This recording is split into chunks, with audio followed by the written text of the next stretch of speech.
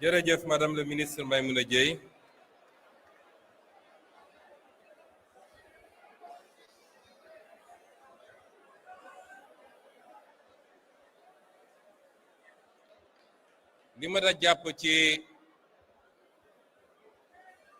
li mat a jàpp ci Maïmouna Dièye li mu wax fii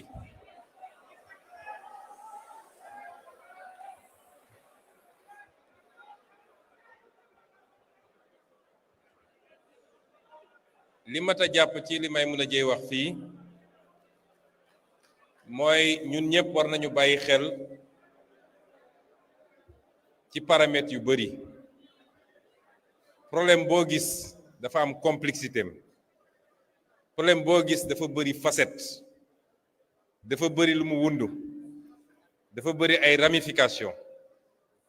moo tax kenn ku ne bu jëlee benn fenêtre rek dafa mel ni kër rawatina këru angle bu dee da nga nekk côté bële yow benn fenêtre bi rek ngay gis wala benn bunt bi rek ngay gis filtre bi ngay am ak ni ngay concevoir affaire bi c'est par rapport ak bunt boobu kese amaana lu bari mun na jaare beneen côté bi teew doo ko gis moo tax dans l'analyse li ci ëpp solo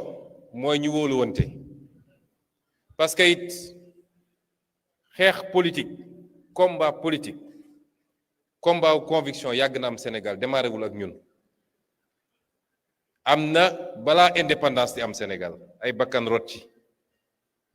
am na dès les premières heures de l'indépendance ay bakkan rot ci ay xeex yu métti am na ba ci ki ñu fi wuutu bi muy jël nguur gi en 2012 waaye Pastef ni mu taxawee ci ñi ànd ak moom di xeex ni ñu leen taxawoo musul am fii ci Sénégal musu fee am d'abord Pastef en tant que parti politique ak suñuy moyen nu mu néew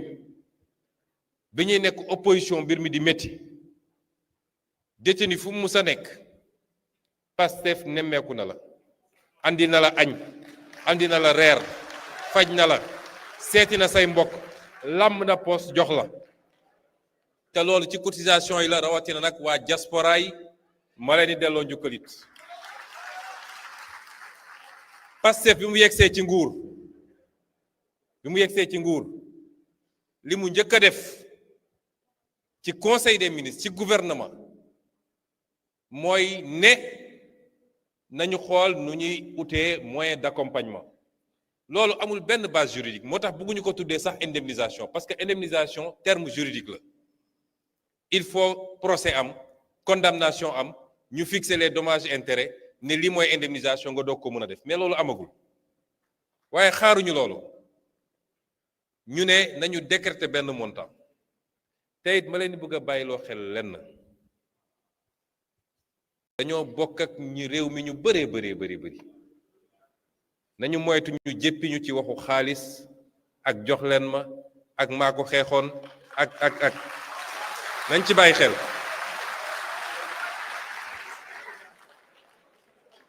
dañ ko def biñ ko defee opposition ak lenn ci les bien-pensants comme je les appelle ñëpp jóg critiquer pourtant am na nguuru fi ñëw ay nit xeexaloon nañ leen daj lu ne te kenn musul inscrire dans le budget ne maa ngi dugal 500 millions sax waxuma la 5 milliards pour xool nu may accompagner les victimes biñ ñëwee ba teg loolu li may mën a wax dama bëgg ngeen xam ko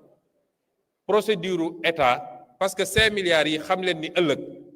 IGE wala Cour des comptes mën na ñëw contrôler ko da koy contrôler sax procédure bi ñuy génnee xaalis ci état bokkul ak parti bi su dajalee li mu mën a ab dajale ma ne diw gars yi ne ma am na tel cas lan lañ mën a joxe nañ 3 millions dina baax ñu ne joxe leen procédure état du doxee noonu te it ba léegi ci ay aménagement ci biir ministère am la génnee budget 2026 bii la ñuy inscrire les 5 milliards waaye teewul lu mat 1 milliard 800 génn ci réaménagement ci biir ministère bi nun mënuñu leen seetaan am na lu bëri lu ñu def en dehors de ce circuit là évacuation yu bëri jógewul ci ministère u Maïmouna yu bëree bëri jógewul ci ministère Maïmouna am na loo xam ne président de la république moo ko joxe am na loo xam ne man mii maa ko joxe am na loo xam ne ñeneen a dajale pour rek ñu mën a taxaw nit ñi waaye am nañu des limites parce que budget la ñuy gérer ba tax am na un juste équilibre à chercher parce que il faut éviter de faire porter tout le poids moral dañuy dem ba yow da ngay toog lekk sax doo ko mën mu mel ni yow yaa seetaan victime yi yaa def lii am na benn nuñ koy wonee sax mu mel ni dafa am ñu toog fële di nguur ñoom am nañu lépp mu am ñu nekk fële di souffrir faalewuñu leen demeewul noonu ñaari aspect yi nga xam ne am na ci problème bi daf ci ba am boo xam ne dafa noble à 100% te sénégalais yépp ànd nañ ci mooy justice bi ñu réclamer kooku du lu ñuy laam-laame kooku amul koo xam ne ci réew mi ak grade boo am ak loo mën a doon koo xam ne mun nga taxaw ci kanamu sénégalais ne leen justice du fi am ñu dégg ko loolu amut te gisaguma ku taxaw ne justice du am ci réew mi gisaguma ko de gisaguma ko te discours yi fi am yépp nag yéen ñëpp wax ngeen kenn waxu fi vengeance ñëpp dañu ne justice yéen ñëpp da ngeen interpeller la justice vengeance mooy lan yéen yàlla xam na ni Pastef ak ay ndawam am nañu moyen venger wu xam nañu nit ñi fi ñu dëkk mënoon nañ ko defee neen mais kenn defu ko te duñ ko def dañu ne réew boo xam ne état daf fi am état bu sérieux fi mbaxana doonee benn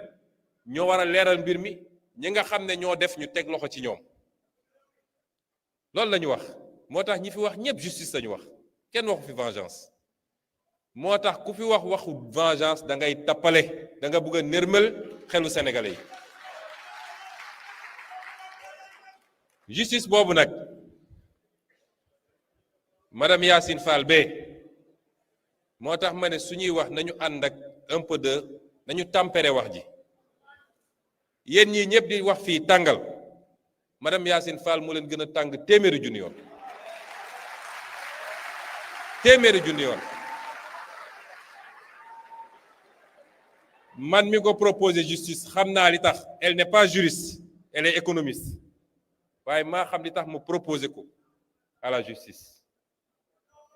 waaye justice bu ngeen foogee ni nommé nañu ministre man mi Ousmane Sonko bu ñu ma ne woon ministre de la justice bu ngeen foogee ni nommé nañ ma damay toog passation de service tey ñetti weer lañ ciy teg jàpp nañu ñëpp jugé nañu ñëpp non ça ne se passe pas comme ça gis ngeen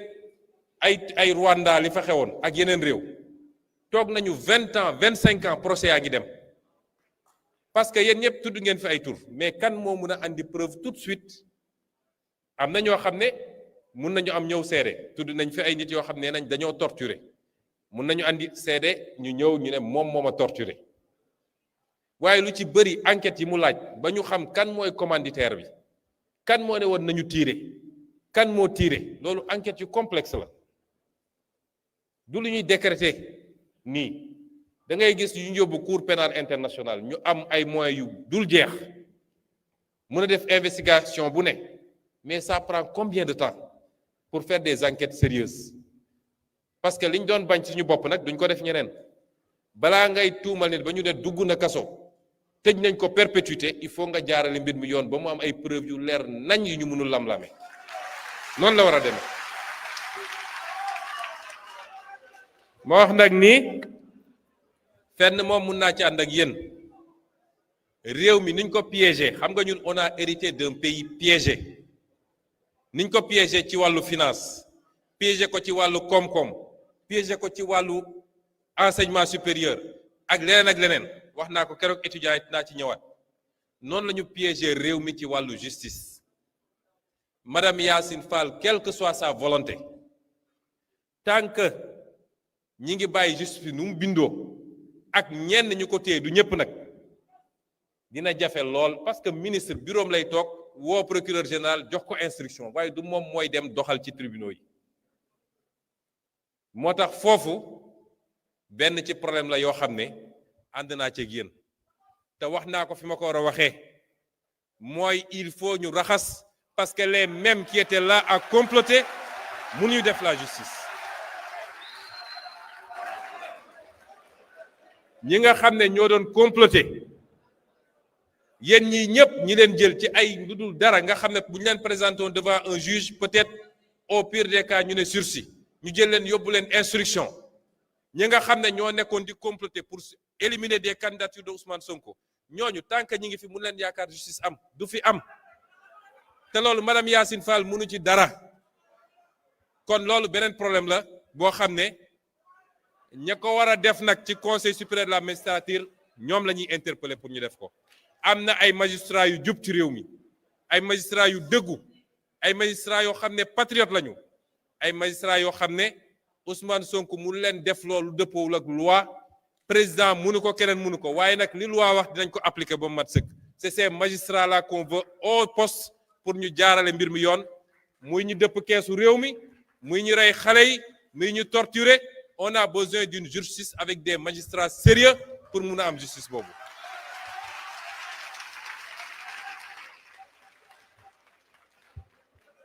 mu des nag deuxième volet bi dama leen ne am na ci volet boo xam ne discussion mënu ci am Sénégalais yëpp d'accord nañ ci dégg naa sax ab kilifa diine wax ko justice réew mu amul justice amul dara munoo développer réew bu amul justice réew moo xam ne ki ñu dénk magistrat mu war a toog bureau jàpp na ni am na un droit de vie et de mort en violant la loi même sur qui il veut réew moomu amul sécurité réew moom mënul développer réew moomu investisseur du fa ñëw investir réew moomu du jóg ci fitna moo tax loolu ñun ñëpp dëppoo nañ ci mu des nag le deuxième volet boobu dafa am une partie noble ak partie boo xam ne war nañ cee dem ak tey mooy lépp lu jëm ci accompagnement ci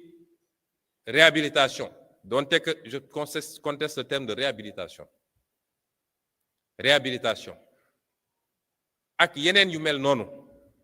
nañ ko gérer avec moins de bruit te xam ni ëpp lañ ñu ci yéene te ñun mënuñu toog fu ñu toog yéeg ni am na kenn ci yéen ku am problème ñu ne duñu bouger le plus petit doigt te mën ko loolu mënul am man sama bopp laa mën a waxal bi ma ñëwee dama amoon mbébét balaa may ñëw ne man su ma yàlla defoon président de la république ma terminer rek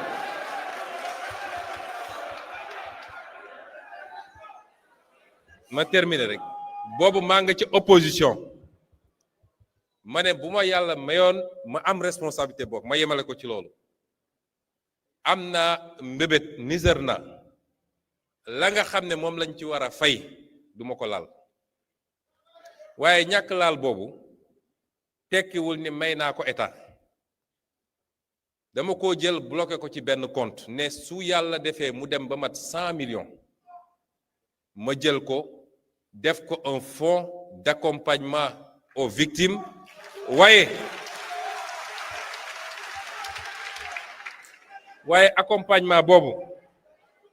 accompagnement boobu du accompagnement social pour accompagner ñi nga xam ne dañoo bëgg a entreprendre dañoo bëgg a def activité mu doon benn fonds boo xam ne day tourner. ak ma mujjee laaj relevé bi xam ngeen premier ministre moom amul lu bëri mbir mi mat 83 millions ma génn ci asaka mu des un peu plus de 80 millions fii ak ñeenti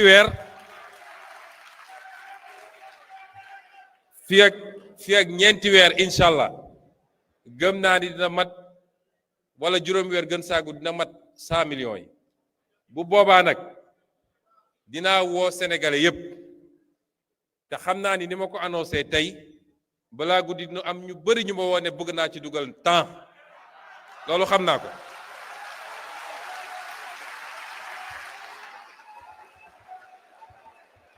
am naa njort ni fonds boobu buñ ko lancé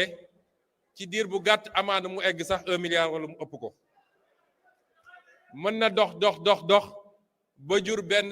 institution de microfinance boo xam ne sax ci financement lu weesu les victimes lay doon loolu nag dinañ ko lancé amaan nañ ko lancé au mois d'avril bu soobee yàlla waaye nag dama bëggoon attirer seen attention ci yenn yi Maïmouna Dièye léegi dafa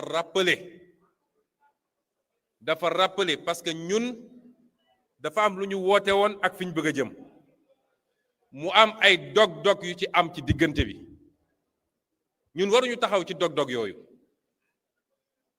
nit yàgg naa jóg décider xeex ngir réewam lu ne dal ko ci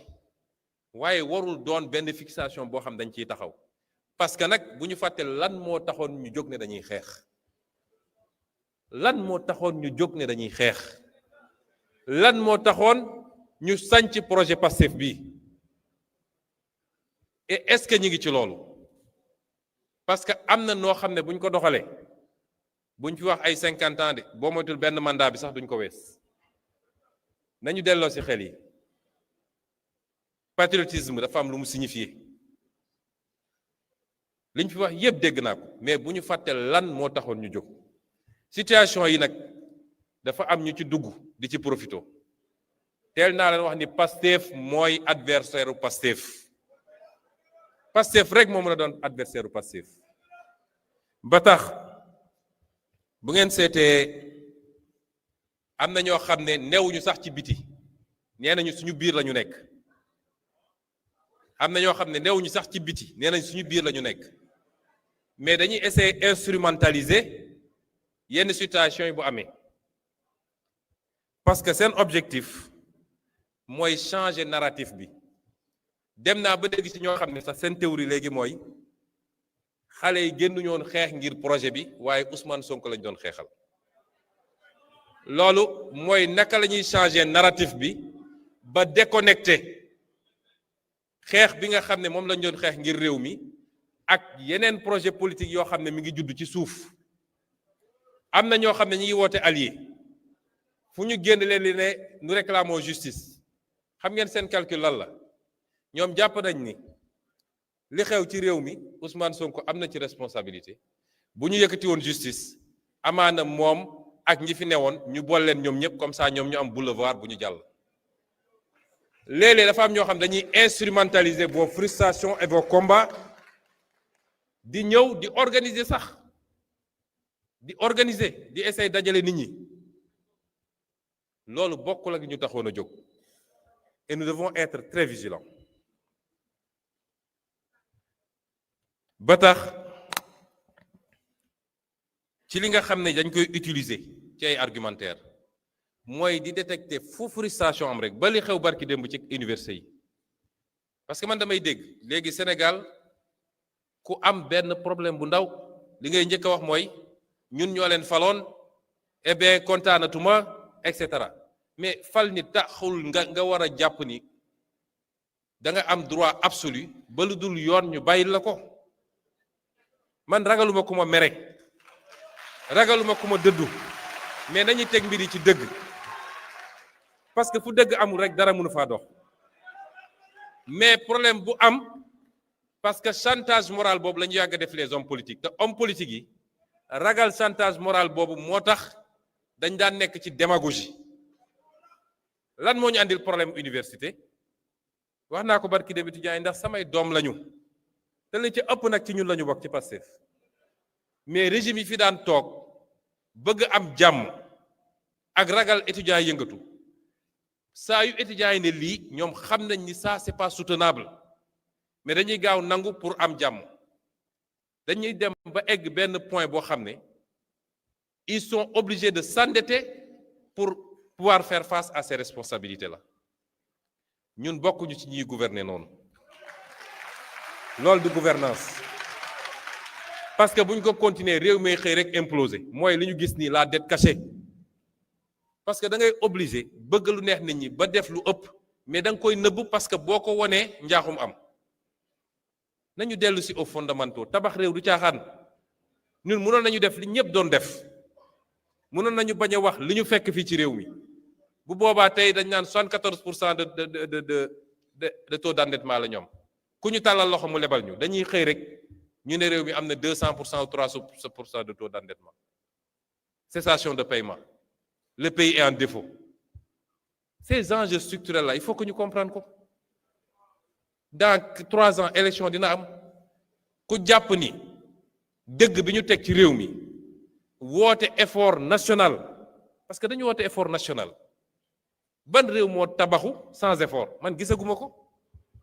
kenn ku nekk ci yéen guddi balaa muy tëdd na dugg YouTube mu xool révolution chinoise mu xool exemple Corée mu xool exemple Japon mu xool feneen ak feneen di nga xam ni ñii tey ñu naan ñu leen di jox exemple nan développé nañu ba ci ki waa ji li mu tudd léegi révolution française bu ñu la waxee fi ñu jaar ils ont sué le sang a coulé ils ont souffert des millions de morts famine am na fa parce que il fallait mu am une génération et rappelez-vous ce que je vous disais quand on était dans l'opposition il faut une masse critique de Sénégalais conscients ñu xam ni dañu war a ñefe pour que dans 10 ans ñu commencé gis dans 5 ans 10 ans ñu commencé gis les fruits de ces efforts-là mais que surtout nos enfants et nos petits-enfants trouvent notre Sénégal et pour cela il faut que ñun ñëpp ñu échapper à la tyrannie de l'argent du matériel et du joni-joni il faut que ñu échapper à ça ba suñu biir l'un des principaux problèmes bi ñu am suñu biir ba ñi nga xam ne ñoo am des responsabilités bu ñu moytul dina am yu commencé feeñ parce que kenn ku nekk jàpp na ni pour des calculs politiques il faut ma waajal sam bopp te pour ma waajal sam bopp il faut ma am xaalis Pastef musul dajale ay milliards di ko jox sénégalais pour ñu woteel ko sénégalais li ñuy xaar ci ñun du loolu te ku ko def it fi nga koy jëlee xam nañ ko ci ay marché nga koy jëlee ci ay corruption nga koy jëlee ci ay dessous de table nga koy jëlee mais amoo ko sa salaire mayu la ko te donnoo ko il faut désintéressement am suñu bëggee tabax réew mi kenn ku ne li la yàlla wërsëgal nga xam ni lii la te continuer góorgóorlu nag pour am plus te ñu xam ni milliardaire poste responsabilité mënul def nit millionnaire waxuma laa milliardaire ndax lañ lay fay boo ci jëlee li ngay lekk ak li ngay sol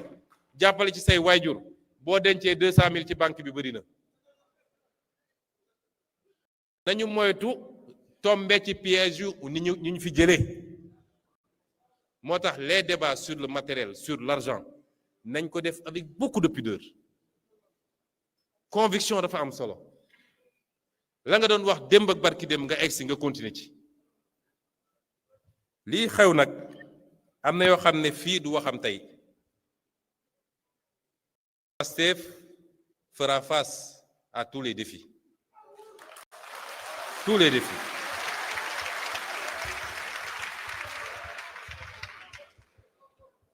li ñu xam bëri na dañu ne woon tekk rek mais lu waay lal ak lu waay préparé xam nañ ko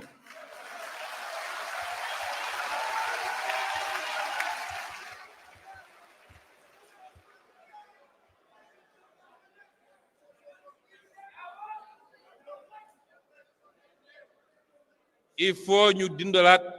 ñu reprendre parce que ñaari piège wa ñett yi nee naa ni y a le piège des calculs politiques quand on est arrivé au pouvoir te jaru ko woon ndax calcul bu bëri andiwuñu fii y a le piège des postes et des décrets ku nekk naan maa ngi xaar sama décret nommé guñ ma lañ ca bëggoon yépp amuñu ko naam mais des efforts ont été faits te ba ñuy nekk opposition ñëpp dañ ne woon man xeexuma ngir luñ may jox ak lu may am dama xeex parce que dama gëm réew mi et y a le troisième piège mooy li ma wax léegi nañ ko doxalee avec tact te xam ne nous serons à côté de vous nous serons avec vous comme vous avez toujours été avec nous parti bi nag dina relancer beaucoup d'activités wax naa ni mois d'avril la ñu jëm ci congrès bi incha allah Très bientôt dinañu démarrer waat le placement des cartes de membres et les renouvellements.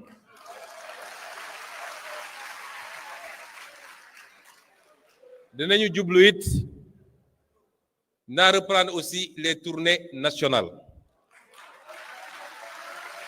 Département bu ne loolu nag waa département yi ñoo koy organiser barki démb l'honorable député Ismaïla Diallo nee na Koungheul pare na wala Guinguinéo donc xam naa ni fa la ñuy démarrer département bu ne dinaa ñëw ànd ak yéen ñaari fan wala ñetti fan su mu nee nekk ñu suyene département bi nemmeeku waxtaan gën a defaraat taxawaay bi jublu ci li ñu war a jublu.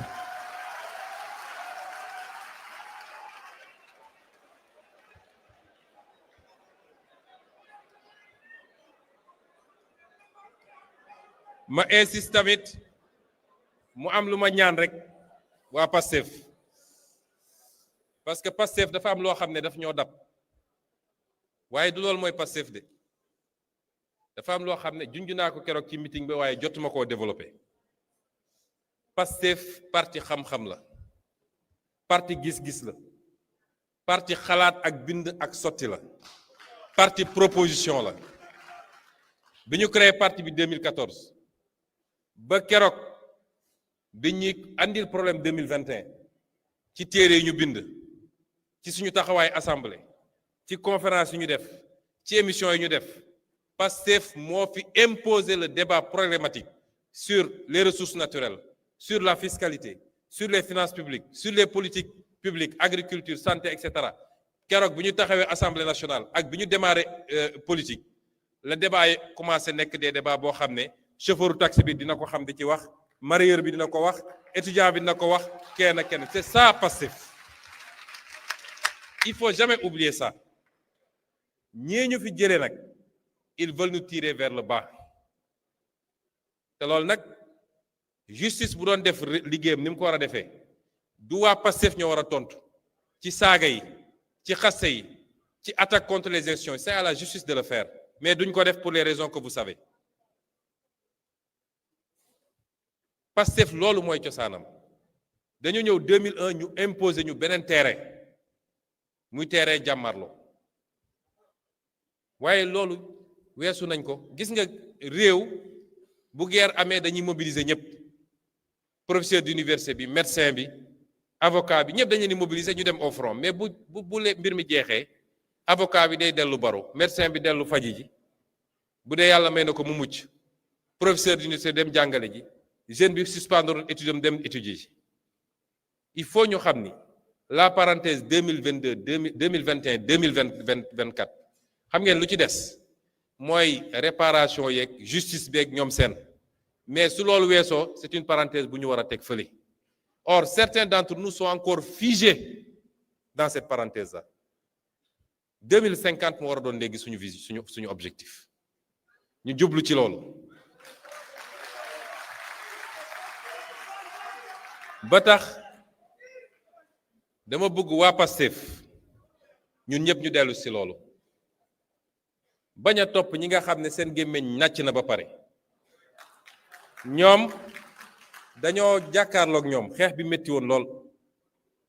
yàlla may ñu yëkkati leen ba ci kaw ne leen rëpp ci suuf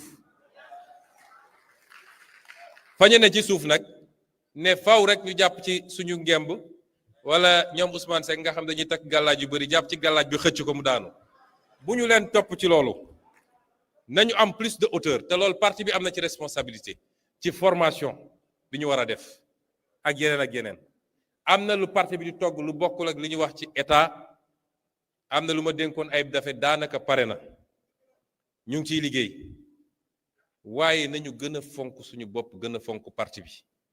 parce que parti bi mooy lépp te yenn impair yi ñu am yépp li koy andi mooy même état bi ñuy gérer ëtt bi nga xam ne ci la ñu war a toggee lépp bu ñu delloo nag ba dellu ci état bi la république c'est la république le président c'est le président le premier ministre c'est le premier ministre waaye li ñu war a togg daan ko def niñ bi ñuy nekk opposition tey bi ñu nekkee ci nguur président de la république premier ministre député ci parti bi la ñu war a daje étudiant beeg jeune beeg keneen li ñu bëgg a def ci Sénégal ak ban gis-gis ak naka lañ ko war a doxee foofu la ñu war a di waxtaanee bu ko defee kenn ku ne ci yéen tu seras le porteur du message du gouvernement du message du président de la République de la vision fenn foo toog mun nga koo jaay ba mu mat sëkk liggéey boobu moom dinañ ci démarrer à partir de maintenant. waxu candidature nag léeg-léeg ñu wax ci mbokk yi jàpp leen ni keroog bu ñu génnee 2024 incha allah li ñu dese ci dund fii ci Sénégal gisuma élection bu fi mën a amati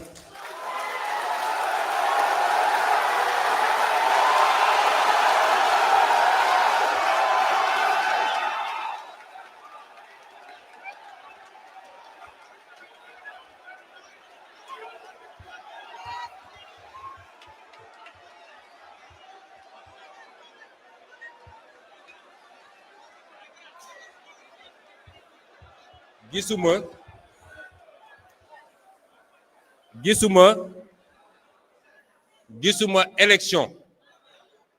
bu fi mun a amati muy élection locale législative présidentielle su ma ci bokkul maa bëggut a bokk.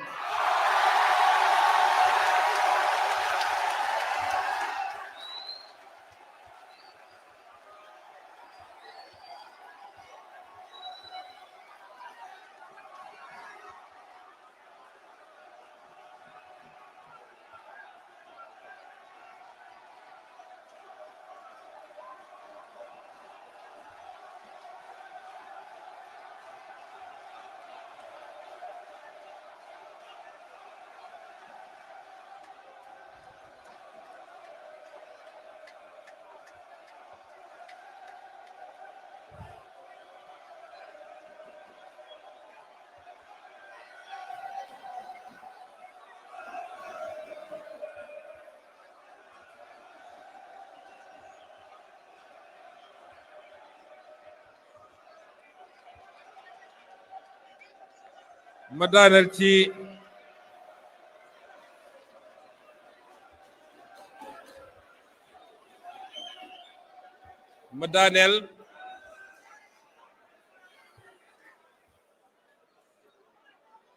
li ma leen wax nii téere la téye leen ko tey élection bu amati Sénégal incha rabbi bu ci Ousmane Sonko bokkul moom moo choisir librement mais je ne veux pas être candidat bu soobee yàlla.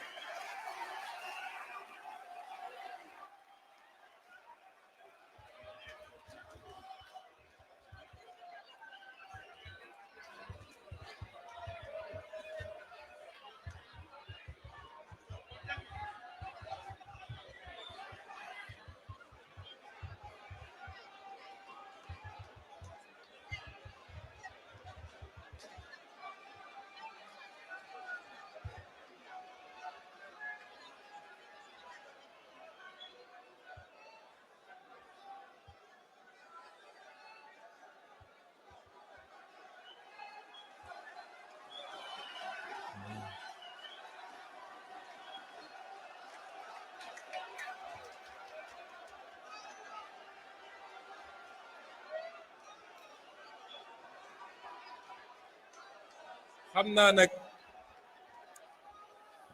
nag am na ñoo xam ne lii dalal seen xel mooy essayer nërmal xelu sénégalais yi parce que ragal nañu benn ragal boo xam ne élection bu ñu ne Ousmane Sonko mooy candidat bi ragal nañ ko ragal boo xam ne xam naa ne bu ñu tëddee guddi sax loolu la ñuy gént waaye loolu c'est derrière nous. may terminer nag waxtaan bi ci le petit discours que je vais faire en langue française parce que dañuy déglu fu ne léeg-léeg bu leen fàtte ni Pastef dafa dépassé fii léeg-léeg ñu pare waxtaan bi am ñu bëri bind même ci page commentaire Facebook yi ne ah ñun ñu nekk dëkk sàngam de yéen olof rek ngeen di làkk moo tax baax na léeg-léeg surtout lu waral bés bi ñu wax ko ci tubaab ñëpp dégg ko. Chers compatriotes, Frères et sœurs de douleur et d'espérance, familles endeuillées dont le cœur saigne encore, anciens détenus politiques dont l'esprit n'a jamais été capturé, blessés courageux qui portaient dans votre chair la vérité de notre histoire. Aujourd'hui, je ne vous parle pas seulement comme président de PASTEF, encore moins comme Premier ministre. Je me tiens devant vous comme un frère marqué, façonné par les mêmes larmes, les mêmes injustices, le même rêve brisé et reconstruit. Nous sommes réunis pour honorer ceux qui ne reviendront plus, ceux dont les rires ont été étouffés par la brutalité d'un système qui a voulu écraser un peuple debout. Le Sénégal se souvient, le prix de notre liberté. Aujourd'hui, le Sénégal s'arrête, le Sénégal se recueille, le Sénégal se souvient. Nous nous souvenons de chaque visage, de chaque nom, de chaque vie interrompue ou brisée. Ces jeunes, ces étudiants, ces citoyens ordinaires sont sortis dans les rues, non pas par violence, mais par amour viscéral pour leur pays et par refus absolu de l'injustice. Leur seule arme était leur droit, leur seul bouclier était la Constitution. Aux familles des martyrs, chères mères, chers pères, frères et sœurs éplorés, la nation tout entière partage votre douleur. Vos enfants ne sont pas des statistiques, ce sont des héros. Leur courage a ébranlé les murs de l'oppression. La dignité, face à la répression, a ouvert la voie au changement historique que nous vivons. Leur don de soi ultime pour la patrie est notre dette éternelle. Votre enfant n'est pas mort pour rien. Il a été victime d'un système qui a choisi la répression au lieu du dialogue. La justice, la vraie, viendra. L'État veillera à ce que chaque responsabilité soit établie, que chaque dossier soit élucidé. Nous vous devons la vérité. Nous vous devons un pays digne du sacrifice de vos enfants. Aux anciens détenus politiques et aux blessés, à vous qui revenez des ténèbres, à vous dont le corps raconte l'histoire mieux que n'importe quel commentaire. Vos cicatrices sont des décorations nationales. Votre dignité dans l'abîme a guidé tout un peuple vers la libération, vers un nouveau souffle. Vous êtes les drapeaux vivants de la résistance sénégalaise. PASTEF, du cri du peuple au choix du peuple. PASTEF n'est pas né dans un bureau climatisé pour une ambition politicienne. PASTEF est né d'un cri. Un cri poussé dans les diasporas, les quartiers populaires, les campagnes, les consciences réveillées d'une jeunesse qui refusait la résignation.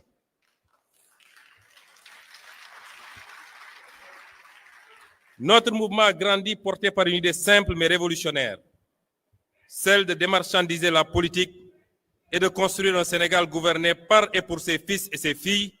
selon des principes intangibles de travail, d'éthique et de fraternité dans la justice, la transparence et la souveraineté. Persécutés pour ces idées, nous avons été dissous, arrêtés,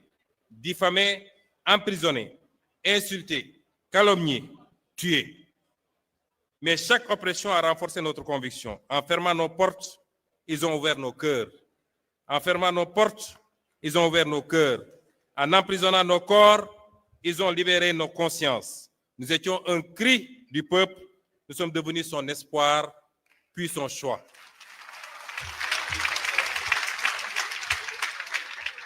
Mon engagement est né d'un serment ancien, ne jamais supporter l'injustice. Ancien inspecteur des impôts et domaines, j'ai vu des mains vendre la patrie. J'ai vu la trahison des élites. Ce jour-là, j'ai fait le choix, celui de ne jamais détourner le regard, celui de ne jamais me soumettre. Ce serment m'a mené vers le syndicalisme, puis vers la politique, puis vers vous, puis vers la radiation, puis vers la persécution et les brimades, puis vers les tribunaux, puis vers la prison, puis enfin au pouvoir. Comme nos martyrs et comme tous ceux qui sont ici, j'ai connu la cellule, la disqualification, la diffamation, la faim extrême, mais je n'ai jamais cédé car ma force venait de vous.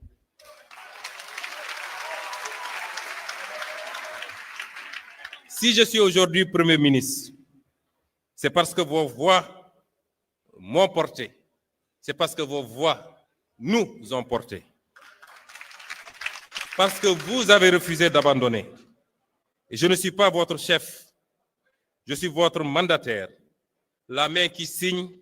est votre main. La voix qui parle est votre voix collective.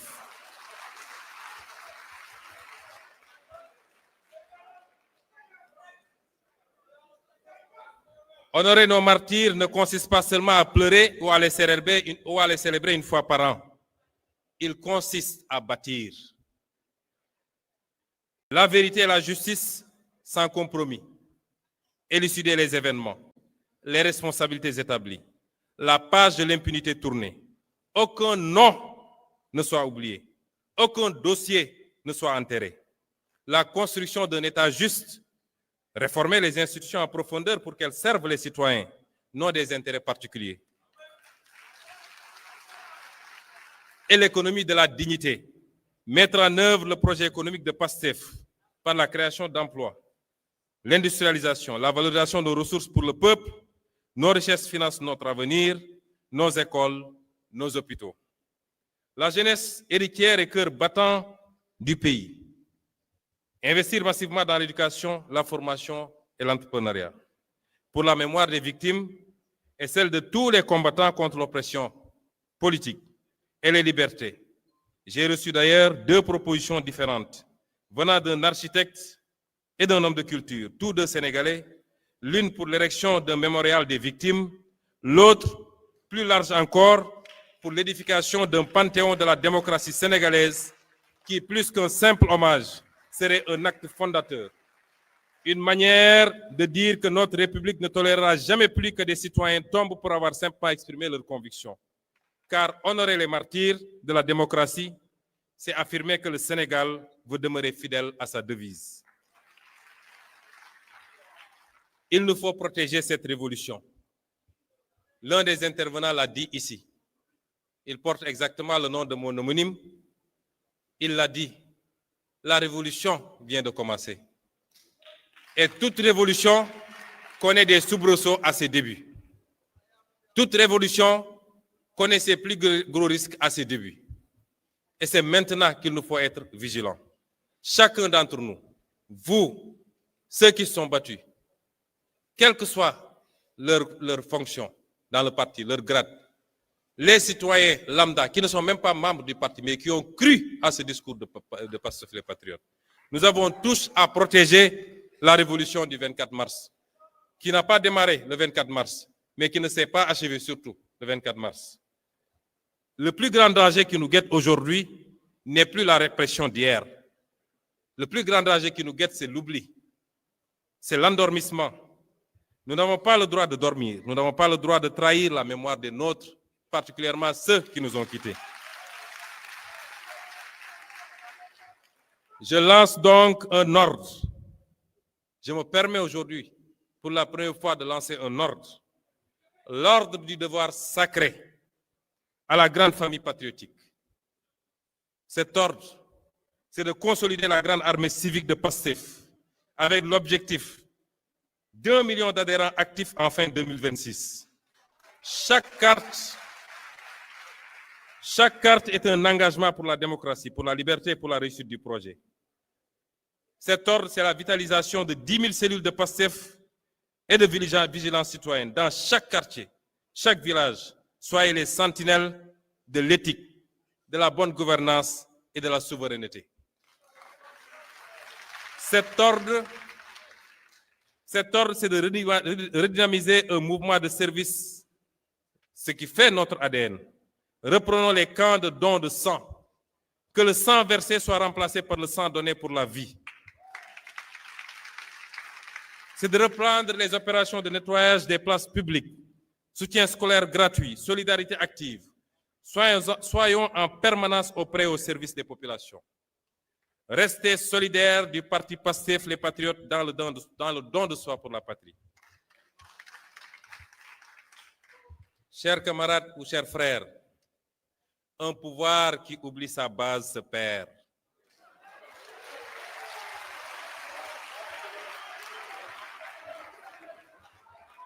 Un parti qui oublie son éthique meurt. PASTEF doit rester la conscience vivante de la nation, une référence en Afrique par la force de ses idées et l'exemplarité de son action. Pour cela, nous nous appuierons sur les valeurs qui sont notre ciment: la fraternité, la solidarité, le travail acharné et une éthique inébranlable. Chers frères et sœurs, je le dis devant l'histoire, les martyrs ne sont pas derrière nous, ils marchent devant. Je sens leur souffle ici, je sens leur regard peser sur nos épaules. C'est devant eux, devant vous,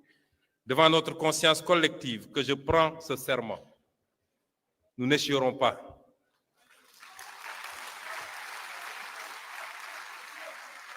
Nous ne faiblirons pas. Nous ne trahirons jamais. Nous ne les trahirons jamais. Nous construirons ce Sénégal souverain, juste et prospère, brique après brique.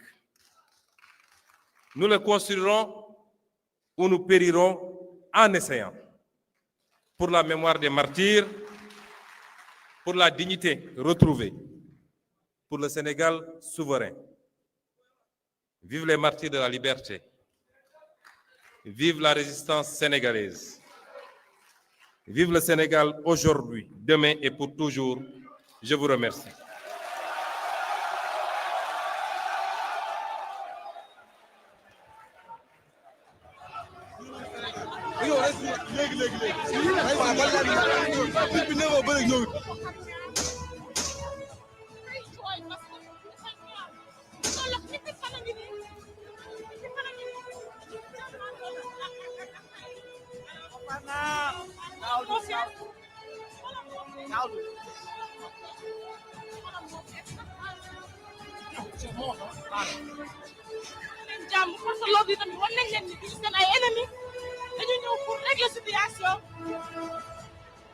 Ndakaaru ba Ziguinchor